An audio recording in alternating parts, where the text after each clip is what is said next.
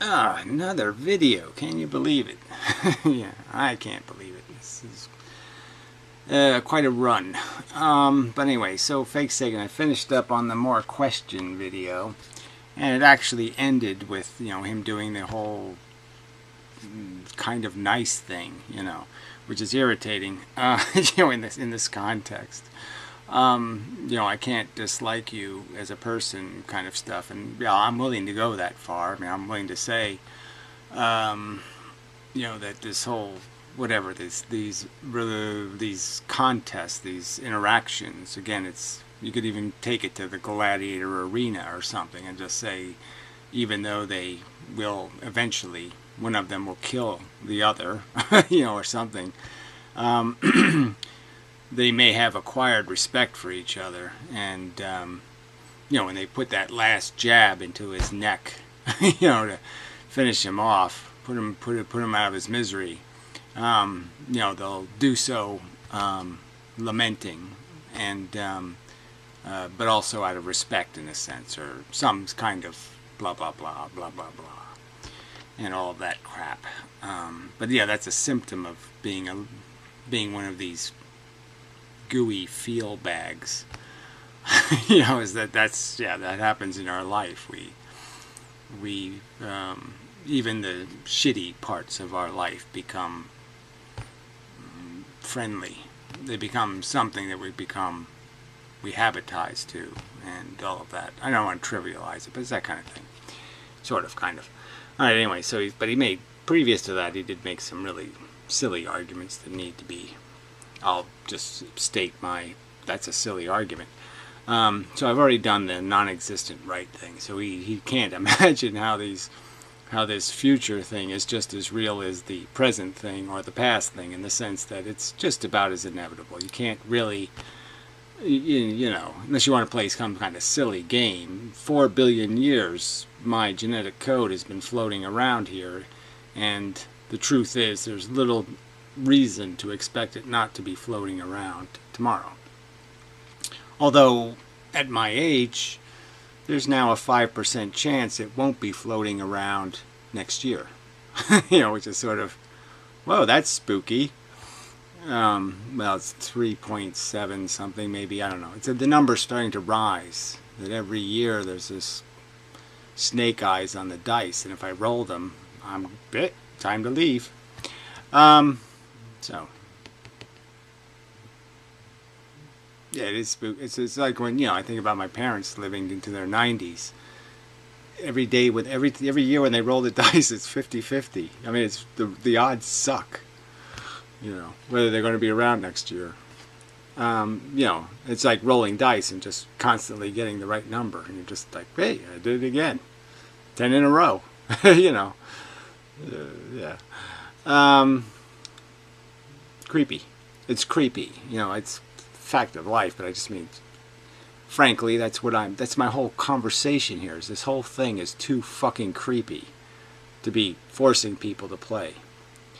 Anyway, all right, then I you use these metaphors like the ash heap of history, or pissing on a grave, or even talking about people rolling over in their grave, right? So if somebody wanted to get me to understand that I'm being a complete asshole, right? If somebody wants to really make me feel like a complete asshole, they would say something, if Jack Kevorkian could hear what you're saying, he'd be rolling in his grave. That would be a way you could get to me. Now, it can't possibly happen, but it sends the message of how this is the definition of failure. So these metaphors are just metaphors. There doesn't have to be real people really in the future pissing on my grave for me to understand the concept of deserving it. And that's all that matters.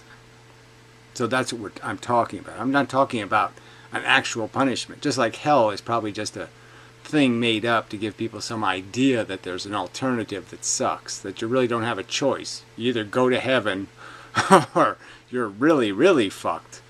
So even though heaven doesn't sound like much, sit in your chair and pet the clouds. It's better than hell. Anyway. Okay, so then he does something. I just, this one is just an argument from total insanity. Sorry, I mean, I can't make any sense out of it. That a negative is better than a zero because it's a number. See, zero is not, in his opinion, isn't a number. It doesn't have a value correlate. And in my opinion, of course, it has a value correlate. That's why we put it in there, is because it does actually represent the non-existent positive that isn't a negative. And then you go negative. But it's like saying debt is the same as profit, to say that it doesn't matter that there's a minus sign in front of the number or a plus sign. It does matter. And yes, you're better off having no profit and no loss than having loss. So I just can't make any sense out of that. It's, as I labeled it, stupid. That's stupid. Yeah, sorry, I can't make any sense out of that. You mentioned Brett Keane again, and Brett Keane has come up with these different little things. There's a Brett Keane changes his mind every 3 minutes. It's irrelevant to talk about what Brett Keane says at any moment, at any time. It's just stupid. Every 3 minutes, Brett Keane changes his mind. Or whatever, the wind blows through Brett Keane's blubber and, solidifies some piece of it into a notion. And, he mispronounces it, and then they move on to the next frozen bit of blubber. But whatever. Brett Keane is an asshole. He's just a scheming, manipulative asshole. Anyway. So the likability thing, okay. I mean, I have this problem with a lot of people. I mean, it's like, Piro more than you, actually, in some sense. I mean, if Piro came to my house again, I'd be really compelled to just hit him over the head with a shovel. Because he's just so fucking annoying. I know he's going to be annoying. I know he's just going to keep doing this thing where he's going to keep taking... He just won't admit what he is. He's got some kind of scheme. I mean, he has some kind of secret communist thing or something. I don't know what the fuck it is. It's some kind of angel theory or some kind of dream catcher crap that he caught in a dream catcher or something. Some kind of crappy bullshit. Theory about reality, like it's all made out of Jell-O pudding, and he keeps trying to make sure that nobody describes reality in such a way that he can't apply his Jell-O pudding theory. But he won't let anybody in on the Jell-O pudding crap because he knows everybody's going to say, "You're fucking insane." So he says stupid things and defends stupid ideas merely because he's sewing whatever, a blankie out of Jell-O pudding. Anyway. But yeah, maybe you're just as bad, so, maybe... I got lots of shovels. And hammers. Still friends, yeah, well, I mean, I just can't avoid being something. I don't know what it is. I mean, I don't know if it's really friends, but, yeah, frankly, we're fellow worms that have slimed on each other, and once you've done that, you've done that. I mean, whoops, I touched your penis. Whoops. Whatever the thing is, it's yes, we're somehow we did that. What was that stupid, crappy, silly movie? Not Aliens, but the really lame version. E.T. Yeah, we did that little stupid E.T. thing. Anyway. So you give me this win is about doubt, and well, that doesn't, clearly people are going to have doubts about extraordinary theories. So, the more extraordinary your theory or narrative is, the more likely you're going to have doubt. So I just say I have the huge advantage that I have the crudest and simplest. My theory is so mechanical and void of moving parts, so to speak, or uncomplicated. It's just this what is the consequence of unintelligent design. Obviously, it's not going to be something brilliant. It's going to be drool and boogers. It's just not going to be anything really cool.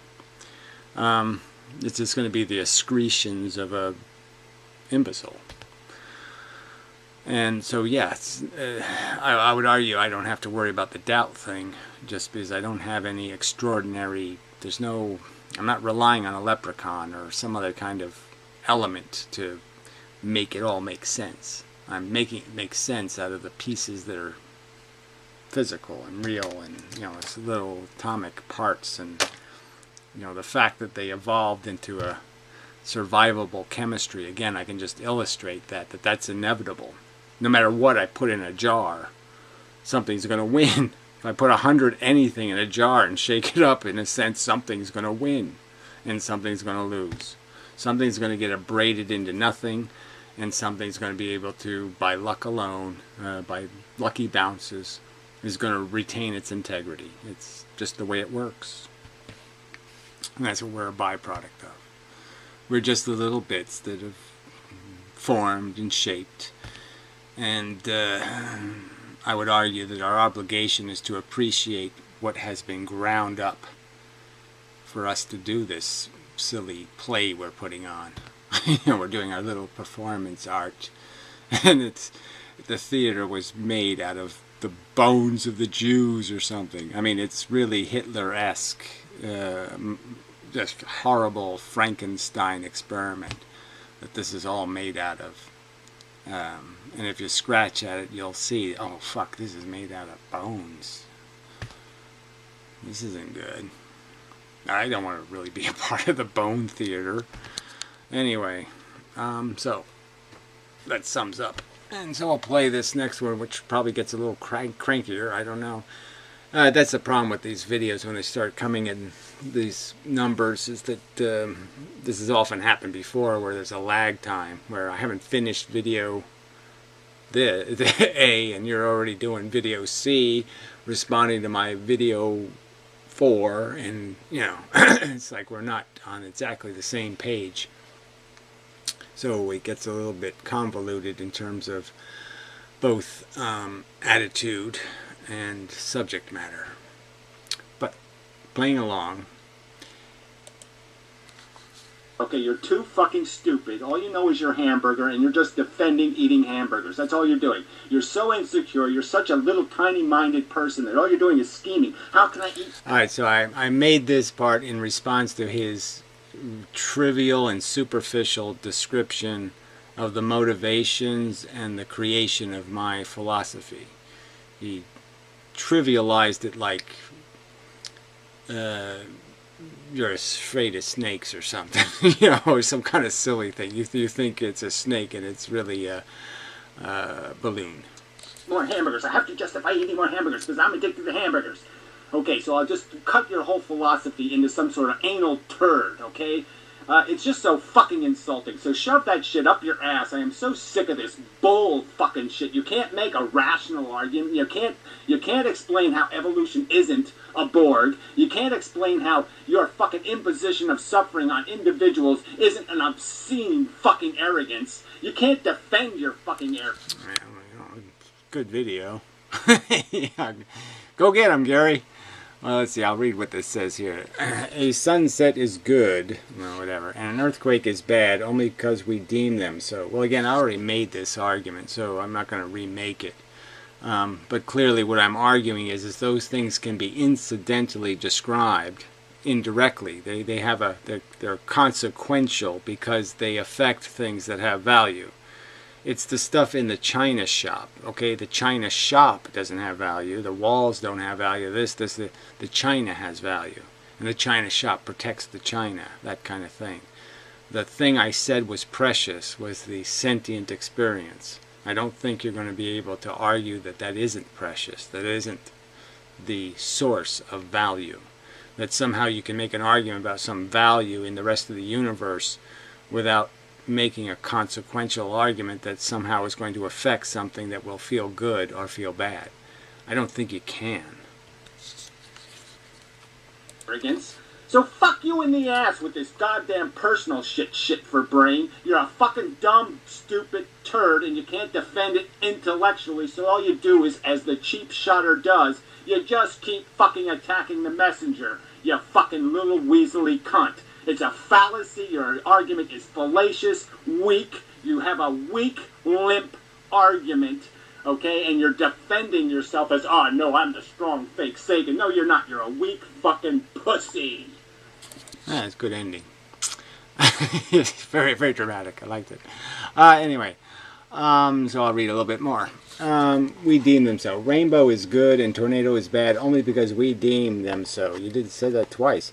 Outside the confines of our subjective perception. Well, again, these are objective statements that there's a thing called torture, there's a thing called pleasure. These are accurate descriptive statements, and these things in the world can create amounts of this stuff, and we know one of them to be bad and one of them to be good, and this isn't that complicated, or at least one of them to be not bad, and that's the key word here. We know what bad is, and we know what you want to minimize is any kind of wasted suffering. By your silly theory, again, I could go to another planet and torture everything on the planet, and somehow it's okay, because torture doesn't mean anything. It wouldn't be okay. It could never be rationally described as okay. It's just not, unless you could prove that by torturing all of them, I prevented twice as much torture. The badness of the torture is bad, and certainly if it's wasted, if it's caused for no good reason, that is, no compensating reason, it's bad. I mean, it's just, fuck you. This is stupid. So anyway, all four of those merely are value-neutral natural phenomena. Well, again, it's not value-neutral when sentients are sitting on top of the ground. Earthquakes aren't value-neutral. It's entirely possible to hate the cupcake and love the nail. Well, again, we're not talking about the nail and the cupcake. We're talking about the sensations that would be associated with those experiences. So again, you're breaking the fundamental premise of the argument. The argument wasn't nail and cupcake isolated from sentient being. The argument was cupcake enjoyed, nail in the eye, sensations commensurate. That's the argument, and you're just evading it. I can't help but notice that you seem just a little bit perturbed, Gary. Yes, well, the context of the video will demonstrate why I'm perturbed. It's because your simplistic mischaracterization of my entire philosophy, as if it's just an expression of I stubbed my toe and I'm crying, was so trivial and insulting that it deserves an insulting reply. You know, the conventional wisdom when it comes to debates on the internet is that when one party loses their temper or begins making... Yeah, again, that's the convenient conventional notions of the nihilist. Of course the nihilist would say that, because the nihilists don't value anything. So of course they come into the argument as if it's academic, because they don't care. The people who don't care aren't going to have any kind of passion for anything besides a conversation about where the white women at.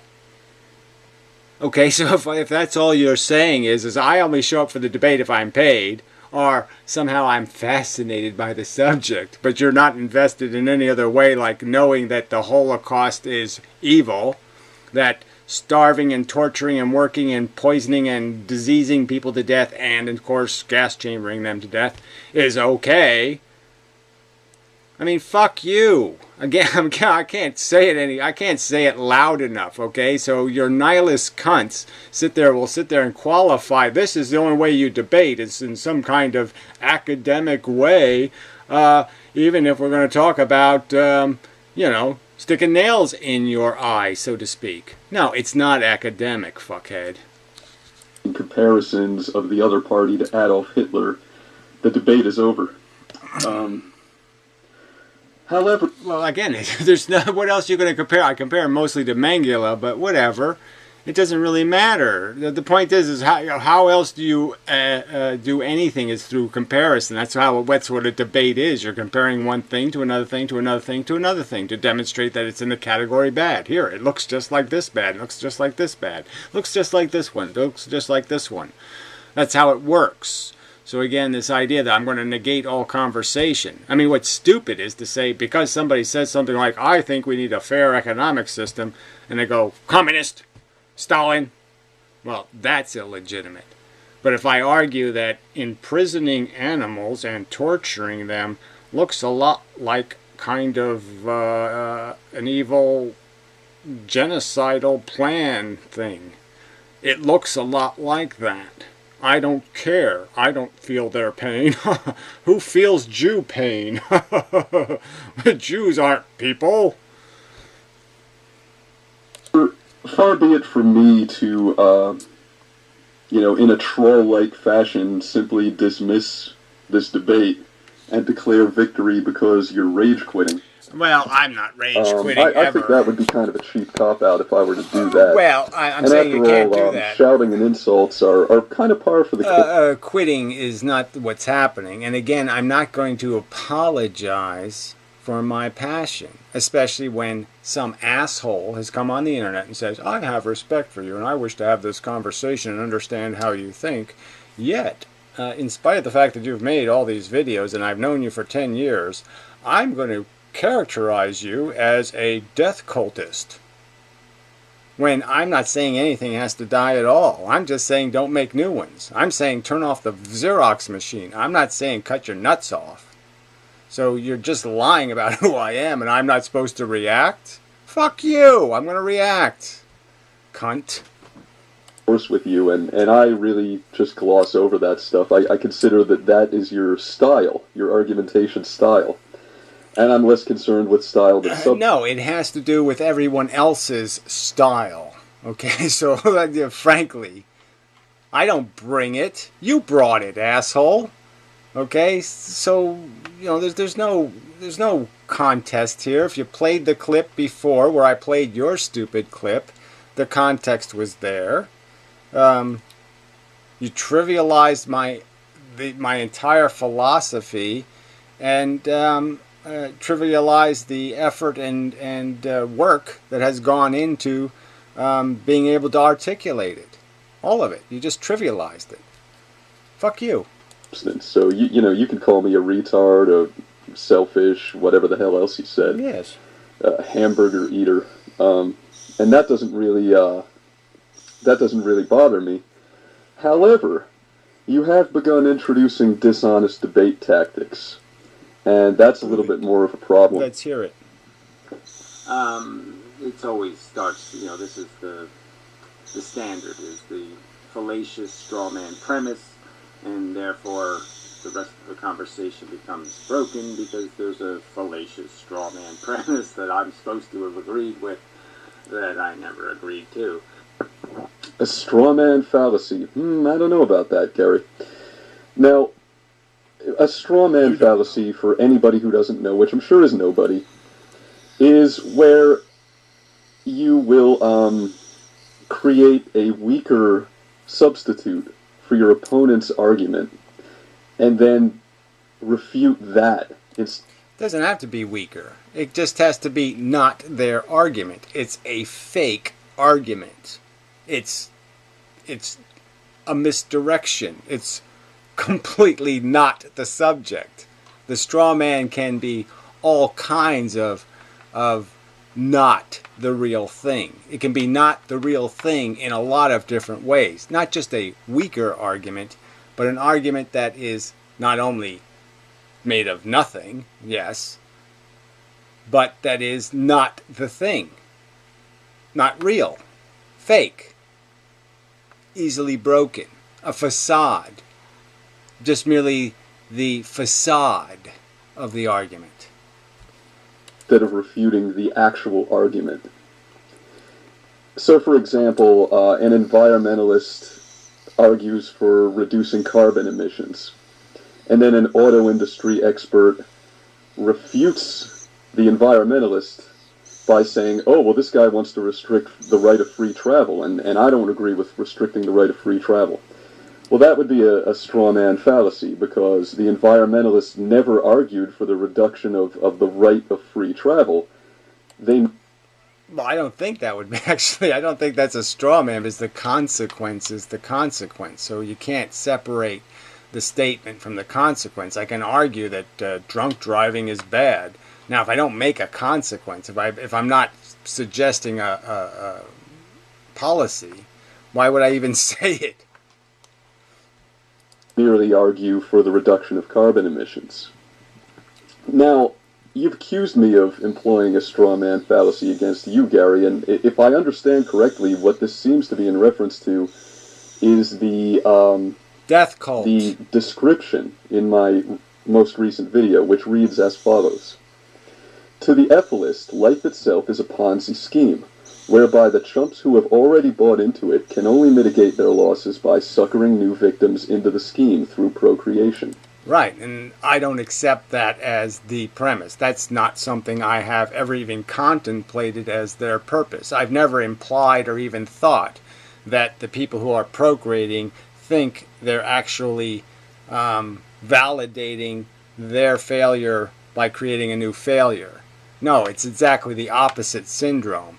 In spite of their failure, they think, like Einstein says, like an idiot, they think if we do this again, it'll work out better this time. That's the silliness of their argument. They don't consider failure. They only consider, I can fix all the things that I did wrong. And they're not realizing that they're setting the new person up for all kinds of things you didn't have to overcome. They're going to be running into all new kinds of traffic and all kinds of new hazards. And it's just idiotic to say, I've prepared them because I gave them blacksmithing talent. And nobody's a blacksmith anymore. You didn't give them anything. You gave them nothing.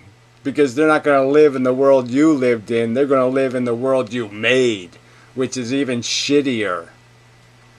It's the one with $20 trillion worth of debt. Gary, I think I've adequately distilled the essence of your philosophical position, and I've directly refuted it and stated you haven't. I've never said it. So quote me implying that that's why people are having kids is because misery loves company. I never made that argument.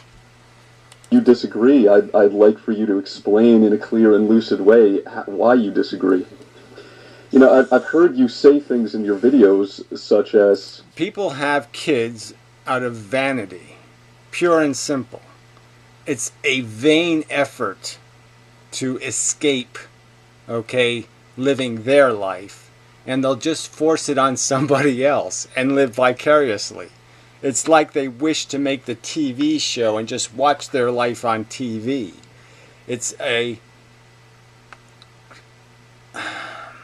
And look, for a lot of people, like women, I guess they're people, whatever it is, they need to have this thing to take care of. So, but my argument would be they can do that by getting one of those little dogs and feeding it turkey all day. I'm not for that, but I'm just saying it's better than making babies. Procreation is an act of rape against the rights of the unborn. That it's a deprivation of rights to create a new life and bring a new sentient biological life form into an existence defined by suffering and pain. It's not an authorized risk. That's right. It's the Frankenstein scenario. You don't have a right to wake the dead, and it's essentially the same thing. You don't have a right to assume for them that you're doing them a favor. It's obviously a risk-latent game. Therefore, you don't just strap them in and say, go for it, because you want to go for it. That is the crux of your philosophical position, Gary. How have I employed a straw man fallacy? In fact, if there's any fallacy going on here, I think it's an attempted... Well, like I said, I think I've described that isn't my argument, and I can only keep saying that isn't my argument of why people procreate. People procreate because they're dumb, selfish cunts. I can't make it any clearer than that. Vain, dumb, selfish cunts who don't consider the real consequences of their act. They're as reckless as a drunk driver. I've compared them to drunk drivers. I compared them to Frankenstein creators, not really measuring what they're getting themselves into by creating life and the fact that you're now responsible for it. I've compared it to saving a drowning man, and now you're responsible for every good and bad deed he conducts himself in. I've compared it to lots of things, and I never have written it as as trivially as you stated my position. The evil they're committing is much more complicated than merely, okay, pretending that they'll escape anybody noticing what a douchebag they are by creating another douchebag. Goalpost move on your part. You know, I've made some very difficult... Well, frankly, I'm the one allowed to describe who I am, not you, okay? So again, if you're going to sit there and tell me it's not straw manning, if you're going to refuse to accept my definition of what I've said, and instead you're going to tell me what I said or what I believe, well, frankly, I mean, you're just being overtly, you're just sitting there waving the straw in my face and saying, no, fuck you, I'm going to do all the straw manning I can whenever I can, but I'm never going to call it that. But obviously that's what you're doing, you're just denying it, but you're doing it overtly, straw manning. Call to dismiss objections to antinatalism, and rather than dealing with those, you're trying to move the goalposts. You're trying to read. Well, again, another fallacious, just complete crap of a statement. I mean, I've only sat there and spent whatever it is now, hours, doing exactly that, refuting your fucked up arguments. Okay, so I can't be more meticulous in attempting to say why this isn't a death cult, why I've in 4,000 videos I've never suggested a group suicide or mass suicide or suicide as a solution ever, except in the context of arguing for the right for people in pain to die peacefully. But never has suicide ever entered the conversation as some kind of response to an ugly world. Find your original position to evade the objections that I've raised to it. Well, again, it's just an outrageous mischaracterization of the truth. That's not a straw man, it's just a fucking lie, a grotesque and preposterous lie. A fucking slander to attempt to say, somehow I haven't made the argument and you have now refuted it and it's completely, I've done my reputation and I've won. No such thing fucking happened. I've totally destroyed your nonsensical arguments. I've annihilated them. I've shown them to be vaporous and insensible. 0. -2 is better than nothing. Being in debt is better than not being in debt. Oh, I think just saying those words, fucking, I win. So if you don't accept the premise that suffering is very different than comfort... Gary, you already know that I don't accept that premise. Unless you really only did walk... Right, exactly my point. I mean, you're a nihilist. You're not a Christian. Christians certainly understood the difference. That's why they describe heaven and hell, is because they know the difference, right? God wasn't saying, hey, I'll set up two things that are almost exactly alike. Heaven and hell. They're almost the same thing, and so choose which one you want to go to. Did the Christians do that, Christian? I mean, you're the authority now, right? You're a Christian, so you tell me. Is that what God intended you to believe? That heaven is just as good as 0 and just as good as hell?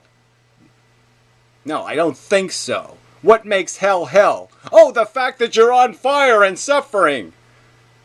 Is there something else you're doing in hell? Is hell eating cupcakes? Is hell looking at cupcakes? Is hell, what is exactly this hell thing?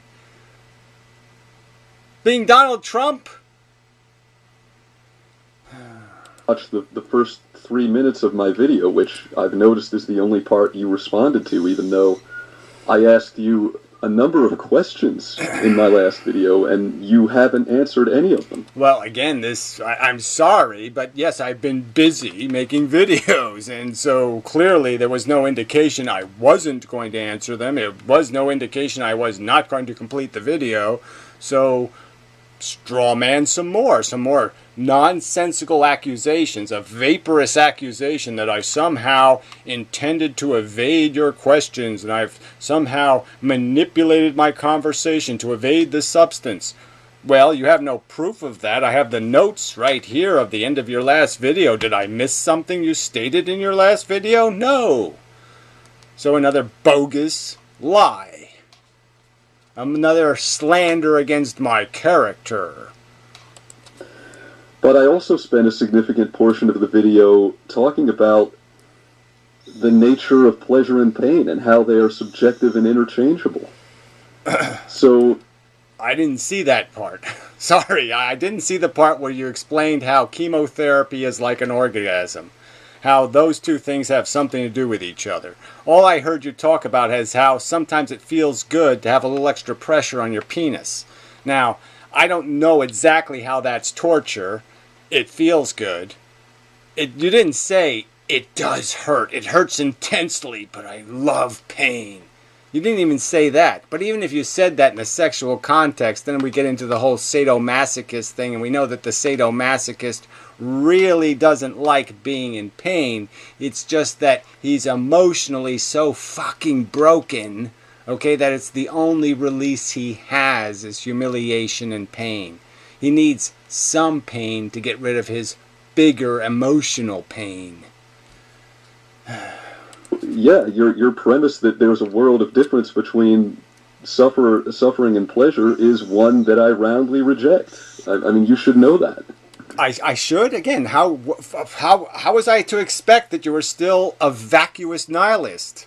You said you were a Christian. Again, show me in Christianity where the pain of the leper is irrelevant, where the festers of the woman are irrelevant. Why did God give women pain in childbirth if pain wasn't a punishment? If it wasn't something to be considered bad?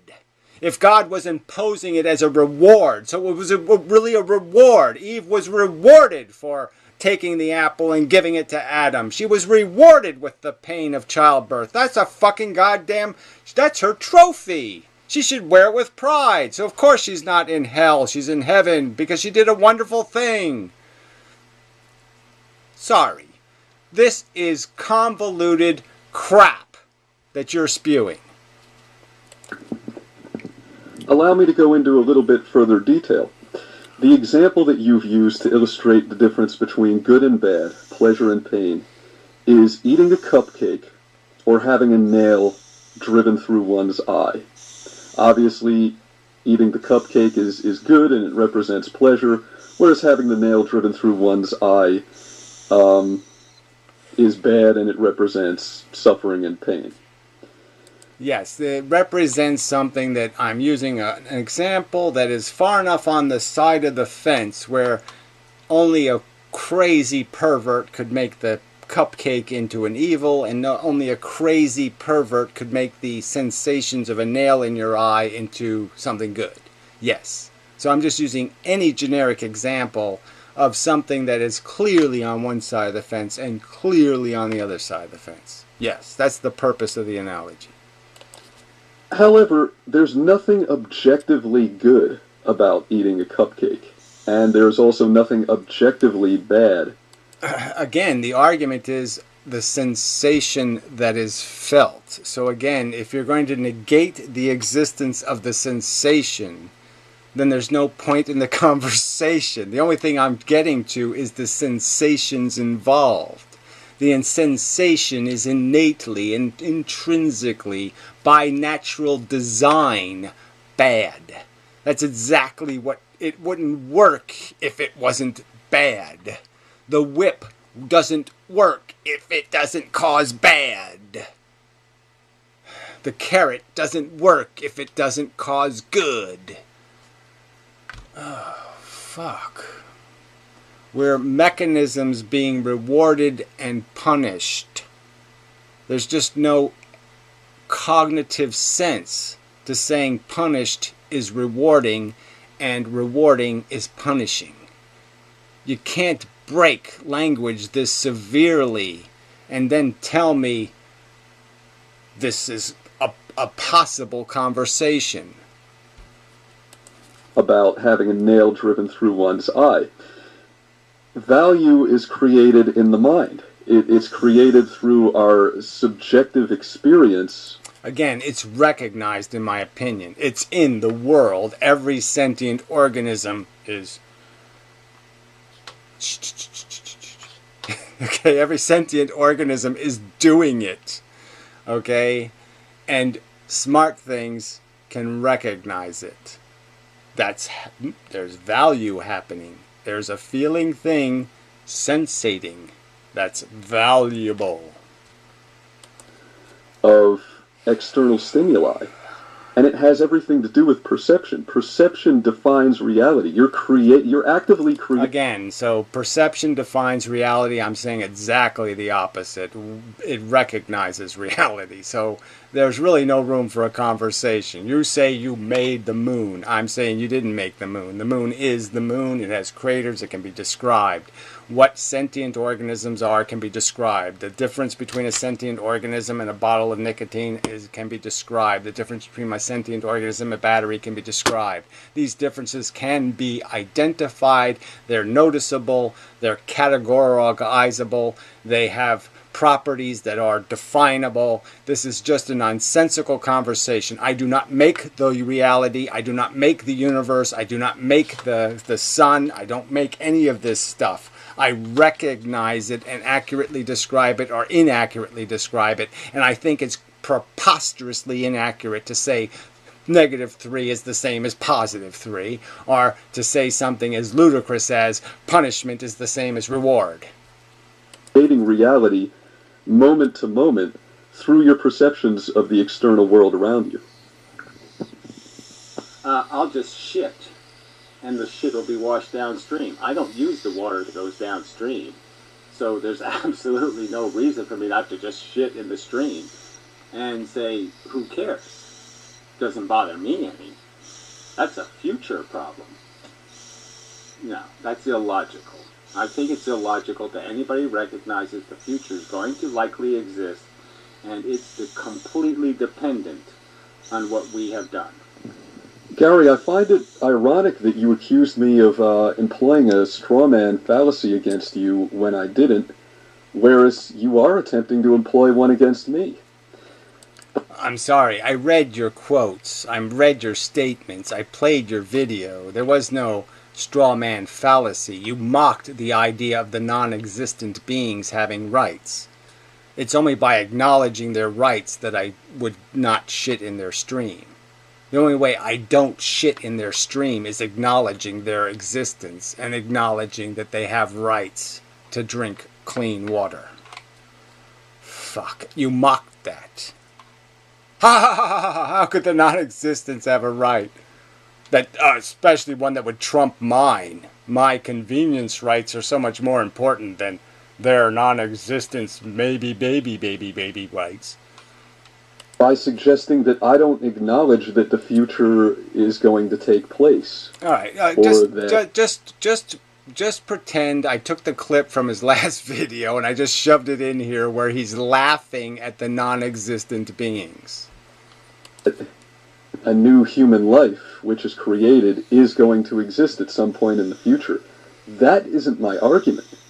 My argument was that if parents can alleviate some of the suffering of their own existence and increase their own happiness and comfort by bringing in a new life into the... Right, by drawing a straw and shoving it in the fucking anus of a new being. I mean, frankly, this is just such... I can draw straws and shove them in your pocket. I mean, it's just bullshit. I can gamble with your welfare. That's the psychology of a drunk driver. World, by creating a child to make themselves happy, then don't the rights of the... Again, if a child was a cupcake, I'd say fine. If a child was something you made out of inert substance, I'd say fine. But that's not what it's made out of. It's made out of a sentient being, out of risk, out of harm. For fuck's sake. Parents who actually exist and therefore are capable of having rights, don't those rights supersede the presumed anticipated rights of an entity which does not yet exist? There, you just said it again. So again, you're saying you're acknowledging the existence, the future will exist, and you've just basically said their rights are subservient to your rights. Somehow you're more real than they will be when they are real. No, they're going to be just as real as you are. There's no rational reason to say they're going to be less real than me. They're going to feel, The broken leg will be a broken leg. You can't take your pain and throw it into the future and pretend it's not real pain. Just as our debt acquisition is just exactly that. We're basically saying, I don't like mortgage payments. I don't like paying the rent. I'll just throw that into the future and make them pay it. What a pile of bullshit. Absolute preposterous bullshit. Now, my argument is not that the child will not exist in the future. The child will exist in the future, but the child does not exist at present. So if we're going to weigh the rights of one person against the rights of another person... Well, again, you just keep making rationalizations that excuse the behavior as if it matters when it happens. This isn't a question about if, it's about when, and when doesn't matter. Then my argument is that the rights of the person who exists are a little bit more important than the rights of the person who... So he's again mocking it. He's again laughing at the idea that the future person deserves the condo in the same condition you got it. That the future person deserves the rights to make decisions about their life without having you make them for it. All of this crap, all this projection that you have a right. Ha ha ha ha! They're going to be in a mental institution. Ha ha ha! They're going to be tortured. They're going to be burned alive. Ha ha ha! No, these aren't your things to play with. They're not your toys. Does not exist. Anyway, Gary, you know, this has been very illuminating for me. And I've really enjoyed this interaction, but if you'll pardon my saying so, it seems like you're running out of steam. So let me tell you what's going to happen. Yeah, well, I mean, really, hilarious. 4,000 videos, and all of a sudden I'm out of steam. Yes. Oh, fake Sagan showed up. Oh, yeah, he just took all the steam out of me. What a crock of crap. Next. If you want to continue this debate and keep it going, then I expect you to answer the questions I addressed to you in my last video entitled More Questions for Gary. Again, and where did I not do that? I mean, where was it reasonable for him to suppose that I wasn't going to finish his video, that didn't I even say, I think I even said in the video, I'll be back, or whatever. I mean, this is just complete made-up crap of an accusation. Yeah. Parentheses, philosophical rather than personal. And it'll be very easy for you to identify those questions because they're always prefaced with a statement such as, here's a question for you. Yes, and I've answered the most silly fucking question. Gary, how could you possibly think that -3 is less than a 0 when a 3 is bigger than a 0? How could you think 0 is not even a number? I mean, it doesn't have any volume because it's 0 volume. And 3, even if it has a negative, doesn't mean that there's subtraction volume. It means that there's 3 of the negative. There's not 3 of you owe me 3. There's 3 that is negative, but it's not a deficit. And it's certainly much bigger than 0. -3 is much, it's 3 times bigger than 0 at least. Yeah, I already answered that fucking inane tripe. Alright, now if you choose to do that, then we can continue having this debate. But if you choose not to do that, and you just want to rage... Yes, sir. Okay, Mr. Anderson. And employ some pretty deep... Yes, you completely won the karate contest, and so I'll do whatever you say, Mr. Anderson. I'm your slave, Mr. Anderson. Yes, sir. No, sorry. No sale and such. Logical fallacies of your own, then I'm afraid we've taken this as far as it can go. Yeah, well, and I can take it a lot. Have to go back to making my videos, and you can go back to making yours. Yes, and you'll make a stupid one like your whatever it was one, where you threw my name in there for no good reason, and I responded. So go ahead and make one of your inane Donald Trump's a brilliant, great human being that's going to just make the world so much better with his fantastically brilliant plans. Yeah. Just, I can't, we're all going to be rich tomorrow. Of course. And if that does happen to be the outcome, then I just want to say that I've enjoyed this interaction quite a bit, that you're still a person who I have tremendous... Well, again, it's tremendous disrespect for, because obviously this is just a horrid, disrespectful pile of crap. You just slandered the fuck out of my character, implied that I somehow evaded your questions when there's no evidence I did any such thing. You know, mischaracterize my entire philosophy, and then just keep nagging me. No, you have to accept my characterization of what you believe. No, I don't. This, respect, admiration, and positive sentiment for.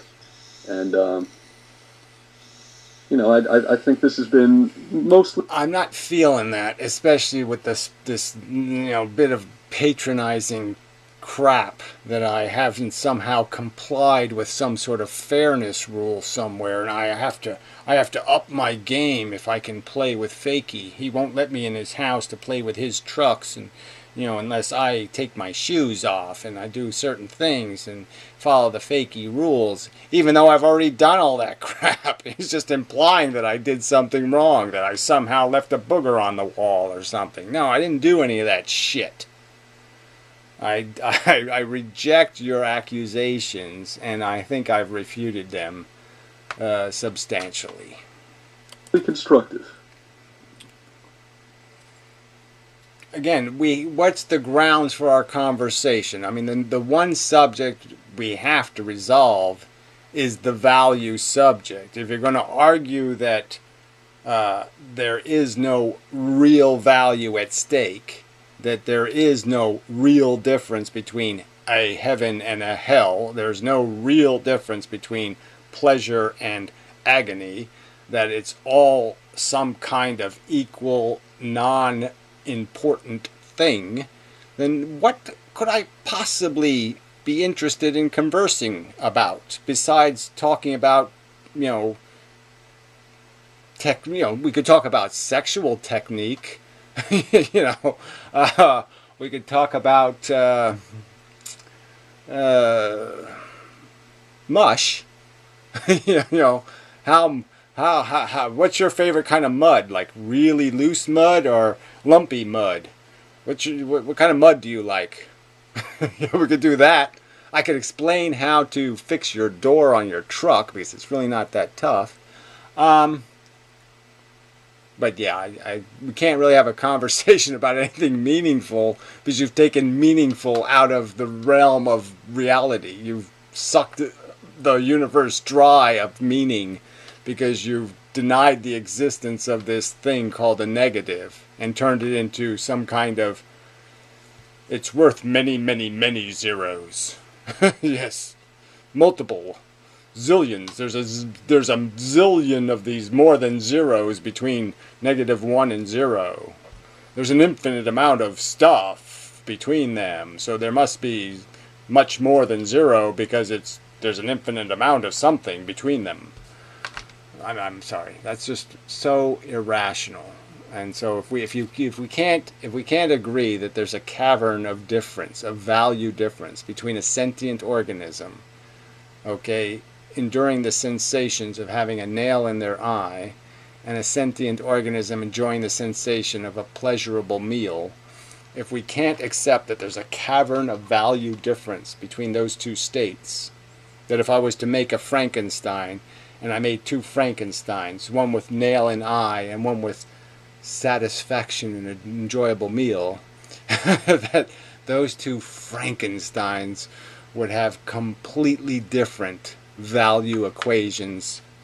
If they had a badge, they'd be completely identifiable as very different organisms in very different states, value states. One would be worth making another copy One, no way would you make another copy. That kind of thing. Anyway, the nihilist Christian. Again, can anybody make sense out of that? I mean, can anybody? Isn't the whole religion based on some sort of promised land, some sort of idea that there is a place to be that's better? I mean, can you flip through any 2 pages of the Bible without running across stark and intensely described values that relate to human condition, that relate to humans' feeling?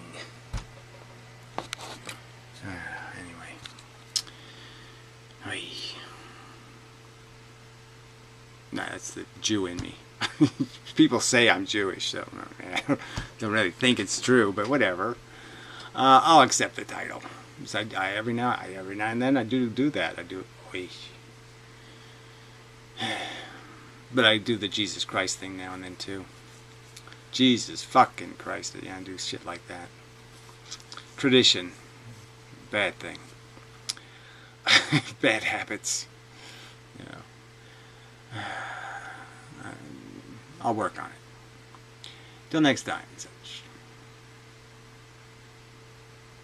I'm happy. Remember, I used to do like videos like that. I'm happy. Yeah, remember? Remember happy? I miss happy.